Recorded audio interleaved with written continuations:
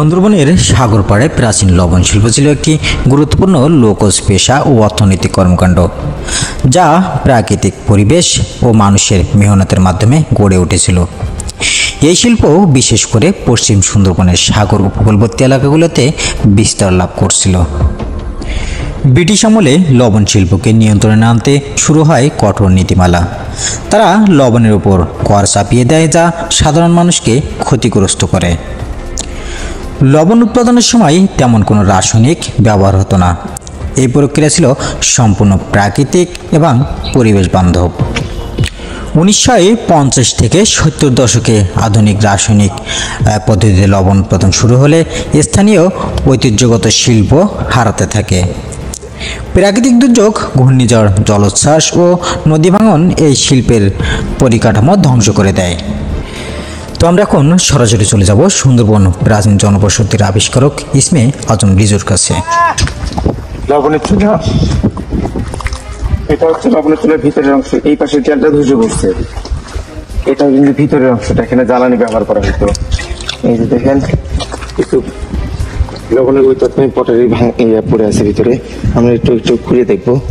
আমরা যতটুকু এই পর্যন্ত ইনফরমেশন পাইছি, এই চুলার একেবারে টপ যেটা ছিল অনেকটা হচ্ছে এরকম সিদ্ধ করে এরকম একটা ছাউনি ছিল, এবং সেখানে এই পটারি গুলো বসে দেওয়া হইতো, জ্বালানি হইতো। এই যে পটারিটা দেন, এই যে লবণের হচ্ছে এটাকে লোকালি মালসা বলে। মজার একটা বিষয় আছে, এই মালসা অর্থাৎ মেগাস্টিনিসের ভারত বিবরণে আপনার একটা আছে, ওনার আছে যে এই বাংলাদেশের দক্ষিণ অঞ্চলে আপনার একটা জাতি ছিল নাম মলঙ্গি, তারা হচ্ছে লবণ তৈরি করত। এটা খ্রিস্টপূর্ব 300 শতকের, তখন এটা 2000 বছর আগের কথা আর কি। তখন ওই মলঙ্গিরা হচ্ছে লবণ তৈরি করত। ওনার ভাষ্য মতে মালসা বা মলঙ্গা থেকেই মলঙ্গি শব্দের উদ্ভব। যারা লবণ তৈরি করত তাদের হচ্ছে মলঙ্গি বলা হইতো। আমার হিসেবে মলঙ্গি দুই ধরনের, এক পেশাগত পদবী আর একটা হচ্ছে বংশগত পদবী, বংশ বা জাতি।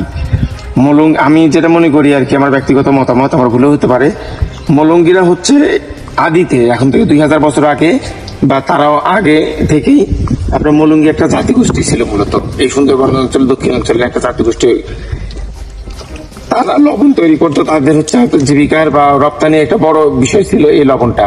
আর তৎকালীন সময়ের প্রেক্ষাপটে লবণ খুবই গুরুত্বপূর্ণ এবং দুর্লভ একটা জিনিসই বলা চলে সারা পৃথিবীতে ট্রেডের জন্য। পরবর্তীতে এটা যেহেতু পরবর্তীতে সময়ের শত বছরের সময়ের ব্যবধানে যখন লবণ শিল্পটা মানুষের হচ্ছে কি বলে একটা ব্যবসা রূপ নিল, বড় বাণিজ্যের রূপ নিল, তখন আপনার যারা বিভিন্ন জায়গা থেকে শ্রমিক নিয়ে আসতো মৌসুমী শ্রমিক হিসেবে, তারপরে হয়তো জোরপূর্বক মানুষকে লবণ তৈরি কাজে ব্যবহার করা হইতো। তাদেরও ওই জাতি যেহেতু মলঙ্গি জাতিরাও যেহেতু বানাইতো, লবণ বানাইতো, তো ওদেরই নাম অনুসারে ওই যারা পরবর্তীতে লবণ বানাইতো তাদের হচ্ছে মলঙ্গি হিসেবে কারিগর হিসেবে ধরা হইতো। যারা লবণ কারিগর ছিল তাদেরকে হচ্ছে মলঙ্গি পদবি দেওয়া হলো। অর্থাৎ জাতিগত পদবি থেকে, জাতি নাম থেকে পরবর্তীতে ধারাবাহিকভাবে যারা শ্রমিক হিসেবে কাজ করছে তাদের কাছে এটা পেশাগত পদবিতে চলে আসছে। এই যে এটা মালসাদ আমরা যেটা দেখতেছি লবণের পটারিটা, এটা কিন্তু ডিজাইনের ভিন্নতা আছে, সময়ের সাথে সাথে এটা পরিবর্তন আসছে, বিভিন্ন ডিজাইন আছে। আমরা আবার চুলা, লবণের চুলা, এখানে একটা মানে লম্বা টাইপের লবণের চুলা মূলত আমি এই সুন্দরবনে 5 রকমের পাইছি। সবচেয়ে পুরাতন যেটা সেটা গোলাকার, ওটা একবার নিচের স্তরে পাওয়া যায়। স্তর ভেদে কিন্তু এটার হচ্ছে ভিন্নতা আছে, কোনোটা আছে নৌকার মতন, কোনোটা আছে 2 কক্ষ বিশিষ্ট, কোনোটা আছে সিঙ্গেল 1 কক্ষ। আবার এই পটারি গুলার মধ্যে পার্থক্য দেখে কিন্তু সময়টাকে বোঝা যায়। একটা শিল্পের যখন জৌলুস থাকে, তার হচ্ছে সম্মানের একটা বিষয় থাকে, তখন সেই শিল্পটাকে খুব যত্ন করে করা হয়। আর যখন প্রোডাকশন, উৎপাদনটাই মুখ্য বিষয়, তখন কিন্তু ওটার ওই যত্নটা থাকে না। তার ধরুন এই পটারি গুলাতে আমি দেখছি বিভিন্ন ধরনের পটারি আমি পাইছি। এটা যেমন মোটা থিকনেস, মানে পটারিটা থিকনেস বেশি, আবার কিছু কিছু পটারি পাইছি সেই মানে এই মালসাটাই খুব যত্ন নিয়ে বানানো হয়েছে। ওটা মূলত ওই ব্যবসার জৌলুসটাকে ইঙ্গিত করে। আর যেটা হচ্ছে মোটামুটি রকম করে করা এই ধরনের মালসাগুলা, সেটা মূলত প্রোডাকশন উৎপাদনটাকেই মানে মুখ্য ধরা হয়েছে। এই পটারিগুলা দেখেও আমার কাছে মনে হয়েছে এই যে সময় ভিন্নতা, জৌলুস থেকে ব্যবসা, মানে বংশ পরম্পরায় একটা চলে আসা, আর হচ্ছে শুধুমাত্র লাভের জন্য একটা কাজ করা, এই ভিন্নতাগুলো বোঝা যায়। আমি দুঃখিত, আমার গলাটা ভেঙে গেছে দেখে সাউন্ডটা ভালো আসতেছে না। আচ্ছা, এই জিনিসটা তুলে তো, এই জিনিসটা মোটামুটি আমার কাছে ভালো মনে হচ্ছে। হ্যাঁ, আমি সবচাইতে সুন্দর পটারি পাইছি হচ্ছে কালতাবাড়ি খালের মুখে। ওইখানকার পটারি গুলো দেখলে বোঝা যায় যে কত যত্ন নিয়ে বানানো হয়েছে, ভিন্ন। হ্যাঁ, বুঝছেন। আচ্ছা, আমি এটার সাথে কালতাবাড়িতে যেটা পাওয়া গেছে সেটার বেশ মিল আছে। ওই জন্য আমি এটা একটু তুলে দেখা দরকার।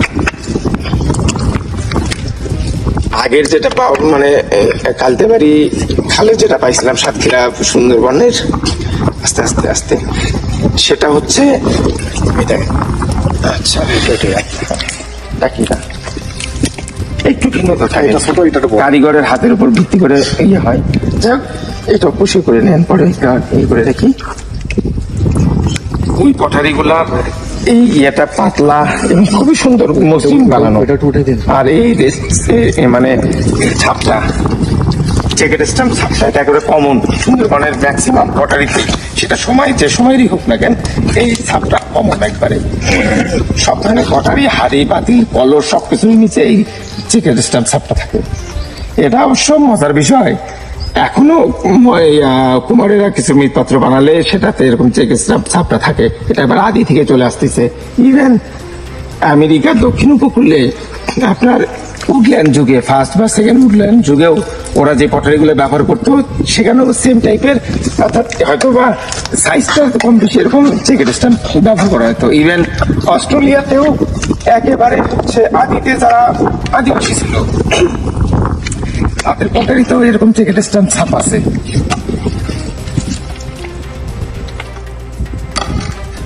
আমরা যখন এই এগুলো নিয়ে প্রথম পর্যায়ে কাজ শুরু করি প্রায় কত 2012-13 দিকে, তখন এই যে জিনিসগুলো খোঁজা শুরু, এই পটারির মতো ভিন্ন থাকেন, তখনই আমার মনে হয়েছিল যে এখানে সময়ের ব্যবধান আছে, জৌলুস আছে, আর উৎপাদন এটার মধ্যে পার্থক্য আছে। ওই পার্থক্য গুলা খুঁজতে যাই সুন্দরবন, ওই প্রাচীন বসতি গুলা এক এক করে খুঁজে বের করা।